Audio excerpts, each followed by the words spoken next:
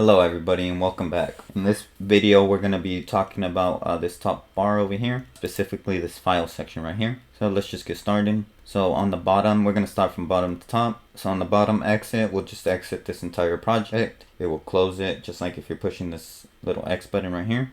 Build and run will build your project and run it to the device you specify right here in your build settings. So if I click build and run on that file menu, it will deploy to the PC. It will just run on my PC. If I have it to Android, I would have to have my Android phone or tablet or whatever connected, and then once it finished building, it will run on that device, so on that tablet, on the phone or whatever. Same thing with PS4, iOS, Xbox One, but usually with PS4 you would get like a PlayStation development toolkit, which is pretty much like a PlayStation but just for developing games. I'm not sure if you could actually play regular games on there, but it's mostly, just for developing games. But now that we're on the build settings, so these build settings right here in scenes and build, these are just scenes that will get built. So you could either check them off or so they won't get built. You could check them on, and then you could also add opening scenes. So if I click add, it shows that I added a scene. I could remove it by right clicking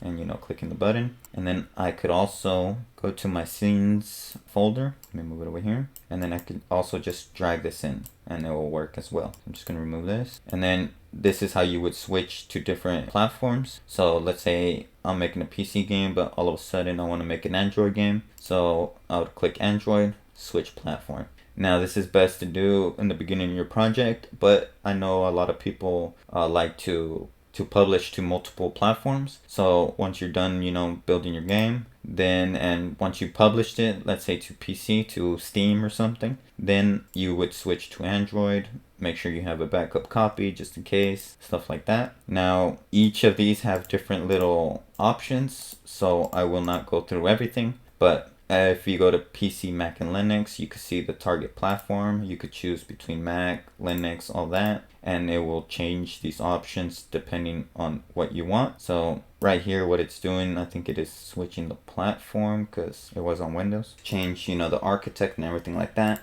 Just make sure when you do switch that it will go through a process. It will, have a loading bar, and it will move all your assets to the targeting platform. So whatever requirements it needs, it will switch them for you. And then you could do server build, development build. So if I have development build, I could do auto connect a profiler, I could do script debugging, all that stuff. Like I said, you could do this for every single thing, so depending on what you want to build. So if you guys have any questions on this though, just let me know. No, I'll help you guys out as best as I can. Now there's build settings, there's save project. So this will just allow you to save your project. So right here you can see there's a little star. That means my project has not been saved. So if I go to save project, it should have gone away. So anyways, you can also do Control S or Command S. So as you can see, it went away. I don't know why I didn't save it with this button. Oh, it's supposed to be this one. So let me make a change real quick. So remove this. Now we got that star. Now this is the actual save button. There you go. And then save project will just save your entire project. If it's a new project and there's no save file for it yet, that's what this save project is. And then there's open projects. So it opens your Unity hub and it shows your projects. Now there's also new projects. So you can click new project and it will also open up the Unity hub, as you can see,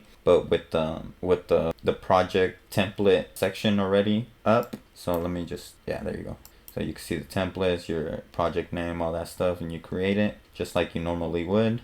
And then there's also save as scene template. Now this one's an interesting one and one of my favorite things from this file section. So let's say I want to make a cube real quick. This cube, so let's say usually I make a lot of games that has a floor. So all the games that I pretty much make have a floor exactly like this. So I want all my projects, as soon as I start a new project, I want to make sure it has this floor right here. I could also, change the colors, all that different stuff. And then let's say I want to add, just so you guys could see the different things. Let's see if there's anything that's free. Okay, so, and let me say, I downloaded this asset from the asset store. So this asset right here, this old Nightstand, and it's by Astral things. It's an old nightstand, 5.6.3 or higher. It's 11.9 megabytes. I'll leave you guys a link down below, but let me get back.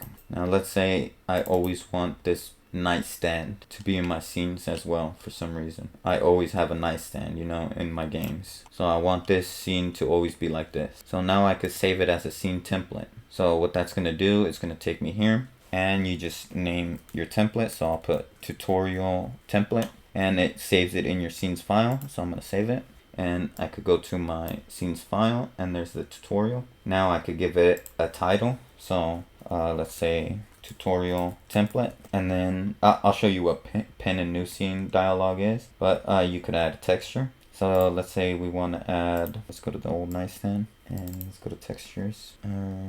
So let's say for some reason we want to have this weird texture. We can have this weird texture right here, and then if we go down right here where it says dependencies, these are all the stuff that's in my scene right now, and these are all the stuff that will be included in my scene next time. So let me go over here, and when I go to new scene, you can see I have this tutorial template. Now if I pin it, it's just the same as if I pin it right here, but if I go down here and I click pin in the new scene dialog, we go to new scene, and as you can see there's a pin on it. So that's what that is. And then you could also do where you could take a snapshot where your main camera is. So my main camera right now is way up here. I'm gonna move it to like wherever my nightstand is. So I'll just have it like something like that. So we could see right here my game view. That's all it has. And we're gonna go back to the template. So go to scenes, tutorial template, and we'll just take a screenshot. We could do it from the main camera or the game view. So as you can see, my game view is this one right now. Main camera, pretty much the same. Let me go to game view, take a snapshot, and it's taking a picture for me, and it sets it right here. So now if I go to the new scene, there you go, and that's my tutorial template. So, and then I could hit create, and it will just create this exact same scene, and you know, in a different project. So yeah, that's pretty much it for the scene template right here. Pretty neat feature. So if you make like a lot of first-person shooters with a lot of your favorite first-person shooter assets, you could include it in this one scene or project, and then you could just save it as a scene template, and next time you want to use it over and over, there you go. So, and then you could do save as. It will just save your entire scene. It'll save your scene. So if you want to rename your scene, or if you want to make a different scene, you could just save as instead of doing save. So let's say I want to save this one as main scene, and then I want to save another one as game scene. So I'll save it as main scene, and then I'll come back, and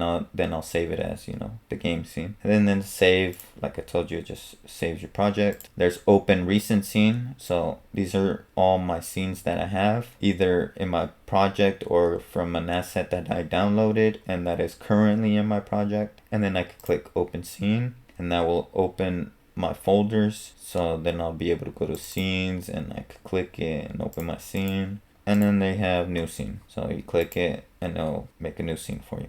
So yeah, that's pretty much it for this little file section. In the next videos, I'm kind of flip-flopping back and forth. In the next video, I covered all these in one video already. In the next video, I will probably start covering all these stuff right here. So just, you know, look out for that video. There's some stuff that is because of assets, so I will not cover those, but the other stuff I will be covering, so just stay tuned for that. If you guys like these videos, if you guys are enjoying these videos, if you learn anything, hit that like button. It will help this channel, it'll help me, it'll help everybody else that, you know, are looking for videos like these. And then if you want to keep seeing more videos like this, just hit that subscribe button. Also hit that bell if you want to get notified as soon as I post these videos. And once again, thank you guys.